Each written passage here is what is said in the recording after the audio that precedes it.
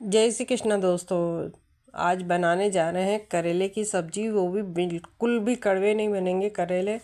आप इस तरीके से अगर करेले की सब्जी बनाते हो ना तो बिल्कुल भी कड़वे नहीं बनेंगे, गारंटी से। और दूसरी बात है, आप 15 दिन तक इनको स्टोर करके भी रख सकते हो, बिना फ्रिज के ख़राब नहीं होंगे। और वैसे इतने दिन चलते भी नहीं हैं, इतने मतलब टेस्टी बनते हैं ये। तो सबसे पहले हम क्या करेंगे, जो करेले हैं ये ½ kg है, तो इनको हम अच्छे से धो लेंगे। क्योंकि मार्केट से जो भी सब्जियां लाई जाए, सबसे पहले हम क्या करते हैं, उसको धोते हैं। तो अच्छे से धो लेंगे। धोने के बाद इनको हम छील लेंगे। जो छिलेंगे ना हम, तो इनके जो छिलके हैं उनको फेंकना नहीं है, सब्जी में ही यूज करेंगे इन छिलकों को भी हम।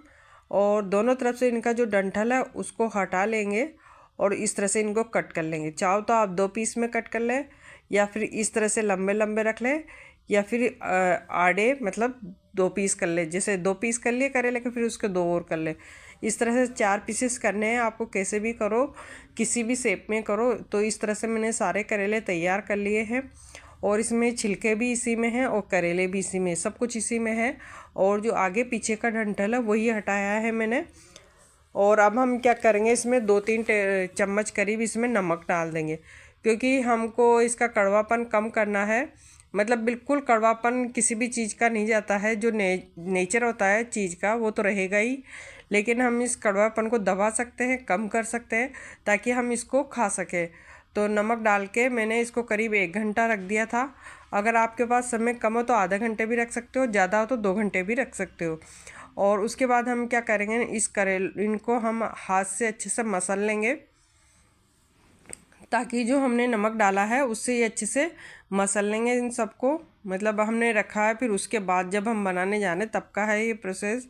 और उसके बाद इनको निचोड़ लेंगे। तो जो निचोड़ रहे हम, ये इसका कड़वा पानी ही निकल रहा है एक तरह से। तो इस जूस को, जो कड़वे का मतलब करेले का जो जूस पीते हैं वो पी सकते हैं। बाकी सब्जी का कड़वापन कम करना है तो ये तो हमको निकालना ही पड़ेगा। और इतना सारा पानी निकल गया, ये देखो, इतना सारा पानी निकला तो कड़वापन भी कम होगा। और अब हम क्या करेंगे, इसमें ना पानी डालेंगे। और पानी डाल के एक बार या 2 बार इनको अच्छे से फिर से धो लेंगे, ऐसे मसल के हाथों से। और फिर निचोड़ लेंगे। तो इससे इसका कड़वापन मतलब 80% तक करीब कम हो जाता है। और बाकी 20% हम क्या करेंगे, जब इसको पकाएंगे तो पकाने का जो तरीका होता है ना, उससे गायब हो जाता है ये कड़वापन। तो अच्छे से निचोड़ लेंगे इनको। और अब हम क्या करेंगे, जो छिलके हैं उनको अलग कर लिया है मैंने, और करेलों को अलग कर लिया है। चाहो तो आप छिलो उसी समय, छिलकों को अलग भी रख सकते हो। मैं एक ही साथ डाल देती हूँ और बाद में इस तरह से सेपरेट कर लेती हूँ।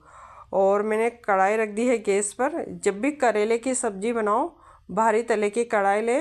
हो सके तो लोहे की कढ़ाई में भी बना सकते हो, नहीं तो फिर कोई सी भी भारी तले की कढ़ाई में बनाए। और सरसों के तेल में बनाना चाहिए करेले तो हमेशा, तो बहुत ही ज़्यादा टेस्टी बनेंगे और बिल्कुल भी ख़राब नहीं होंगे। तो मैंने 3 चम्मच करीब इसमें, बड़ा चम्मच तेल डाला है सरसों का। और जैसे ही तेल गर्म होगा उसमें मैंने जीरा डाल दिया है। और इसी वक्त 3-4 हरी मिर्च बारीक कट की हुई डाल देंगे। मैं भी देखी तो फिर मैंने बाद में डाला। और जो करेले हैं उनको डाल देंगे, अभी छिलकों को नहीं डालना है। तो ये जो प्रोसेस है, इसको आप पूरा प्रोसेस को देखना, क्योंकि ये जो प्रोसेस है बनाने का, इससे क्या होता है ना, करेले कड़वे नहीं बनते हैं। तो हमने करेले डाले, फिर इसमें मसाले तो हम बहुत बाद में डालेंगे। तो इनको पहले फ्राई होने देंगे, 5 मिनट करीब इनको फ्राई होने देंगे। जब करेले अच्छे से फ्राई हो गए 5 मिनट करीब, तो उसके बाद हमने जो छिलके हैं ना वो डाल देंगे। अब इनको भी हमको करीब 5 मिनट तक इनको भी पकने देना है।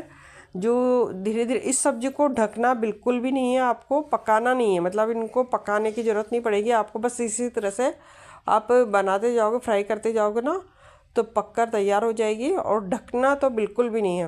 मतलब इस सब्ज़ी को ढककर अगर पकाया ना आपने तो कड़वी ही रहेगी।